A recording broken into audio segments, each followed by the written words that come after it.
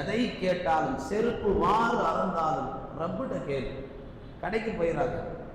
அப்படி கடைக்கு போய் தான் நமக்கு தவக்கல் இல்லாமல் வாழ்ந்துட்டு இருக்கிறோம். நான்காவது, இந்த உலகமே ஒன்று சேர்ந்தாலும் அல்லாஹ் எழுதியதை தவிர நல்லதும் கெட்டதும் ஒன்றும் உன்னை அண்டாது. நன்றாக விளங்கிக்கொள், எழுதுகோள். அல்லாஹ் உயர்த்தி, இதெல்லாம் அல்லாஹ் எழுதின விஷயங்கள். கதா கது அல்லாஹ் அந்த பேனாவை உயர்த்திட்டான். பயப்படாது, எதுவும் நடக்காது. நீ ஏன் பயப்படுற? நல்லதையும் கெட்டதையும் எழுதக்கூடிய பேனா உலகத்துல இல்லை. இனி யாருக்கும் எழுத போறது கிடையாது. அல்லாஹ் அதை உயர்த்தி விட்டான். எந்த ஏடுகளில் எழுதினான் அந்த ஏடுகளும் உயர்த்தப்பட்டு விட்டது. 8 செய்தியும் பெருமானார் ஸல்லல்லாஹு அலைஹி வஸல்லம் அவர்கள் இப்னு அப்பாஸிற்கு சொன்ன அடுத்த கணம் இப்னு அப்பாஸ் ரலியல்லாஹுடைய உள்ளங்களில் கால் கட்டவிலிருந்து தலை உச்சி வரைக்கும் ஒரு விதமான ஒரு நம்பிக்கை பாய்ந்தது. இந்த 8ஐ நாமும் நம் வாழ்க்கையில எடுத்துக்கொண்டால் இந்த உலகத்தில் மௌத்து வரையிலும் எதை கண்டும் பயப்பட தேவையில்லை. சஃபர்ல ஒரு பெரிய பீட முசீபத்து சொல்றவங்க மத்தியில நாம் அவங்களுக்கு நல்ல ஹதீசுகளை சொல்லி உபதேசம் செய்யலாம். இந்த 8ஐ இந்த சமூகம் மறந்து விட்டது. சிறப்புமிக்க இந்த வரலாற்றிலே இந்த 8 செய்திகளையும் ஸல்லல்லாஹு அலைஹி வஸல்லம் அவர்கள் சொன்ன இந்த வார்த்தைகள் இந்த முழு உலகத்திற்கான வார்த்தைகள். அன்பார்ந்தவர்களே, இப்படி ஒரு தெளிவான வாழ்வியலை உலகத்தில் எந்த தலைவரும் சொல்லல. எத்தனையோ தலைவர்கள் வந்தார்கள். எந்த தலைவரும் ஒரு மனிதன் மௌத்து வரைக்கும் இந்த உலகத்தில் எப்படி பயமின்றி வாழ்வது, அது ஆயிருமோ இது ஆயிருமோ அப்படி ஆயிருமோ இப்படி ஆயிருமோ அது நடந்துருமோ இது நடந்துருமோ, பல கற்பனைகள். இது எல்லாத்துக்கும் ஒரு முற்றுப்புள்ளி என்றால் பெருமானார் வைத்த இந்த 8 விஷயங்களை இந்த உம்மத்து நினைவில் எப்பொழுதும் வைக்க வேண்டும். ஸல்லல்லாஹு அலைஹி வஸல்லம் அழகான உவமை சொல்வார்கள்.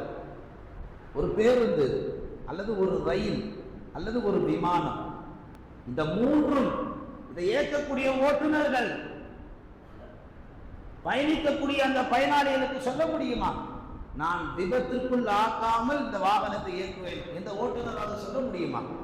பேருந்தாக இருந்தாலும் ரயிலாக இருந்தாலும் விமானமாக இருந்தாலும் அதை இயக்கக்கூடியவர் ஒரு நடுக்கத்தோடு தான் இருப்பார்.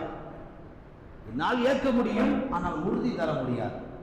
எது வேண்டுமானாலும் நடக்கலாம், வழியில் என்ன வேண்டுமானாலும் ஆகலாம், ஆனால் நான் வாகனத்தை நன்றாக இயக்குவேன், ஆனால் உத்தரவாதம் என்னால் தர முடியாது.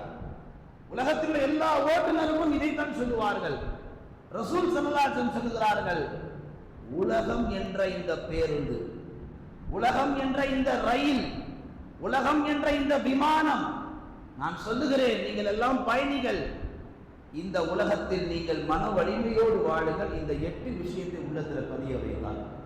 ஒரு வாகனத்தை இயக்கக்கூடியவன் பயப்படுவான், ஏதாவது ஆக்சிடென்ட் ஆயிருமோ விபத்தாயிருமோ. ஆனால் ரசூல் ஸல்லல்லாஹு அலைஹி வஸல்லம் சொல்லுகிறார்கள், இந்த 8ஐயும் ஒருவன் வேத வாக்குகளாக வேத வார்த்தைகளாக எடுத்துக்கொண்டால் இந்த உலகத்தில் அவன் எங்கு வேண்டுமானாலும் பறக்கலாமே, எதை பற்றியும் அவனுக்கு கவலை தேவையில்லையே.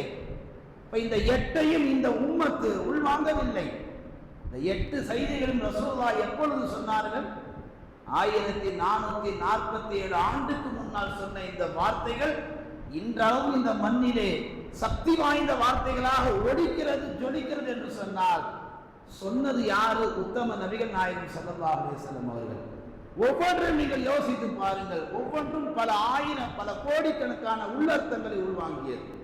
அதில் ரசூலுல்லாஹ் சொன்ன 2 செய்தி மிக ரொம்ப ரொம்ப முக்கியமானது. இந்த உம்மத்திற்கு எழுதுகள் உயர்த்தப்பட்டு விட்டன, ஏடுகள் காய்ந்து விட்டன. இதுக்கப்புறம் அல்லாஹ் உட்கார்ந்து புதுசா ஒன்று டைம் டேபிள் போட போறது எல்லாம் எழுதி முடிச்சு கையெழுத்து போட்டு நீ இப்படி தான் வாழுன்னு சொல்லி உலகத்தில் அல்லாஹ் நம்மளை ரெடி பண்ணி அனுப்பிட்டான். அப்புறம் எதுக்கு பயம், அப்புறம் எதுக்கு நடுக்கும்? ஏன் அப்படி இப்படின்ற சஃபர்ல தேவையில்லாத எண்ணங்கள். இந்த சஃபர்ல இந்த முசீபத் எப்படி இந்த உம்மத்திட்ட வந்தது அதையும் பார்க்கணும் அல்லவா? முஹர்ரம் மாசத்துல துல்ஹஜ் முஹர்ரம் 2 வருஷத்துடைய இறுதி ஆரம்பம்.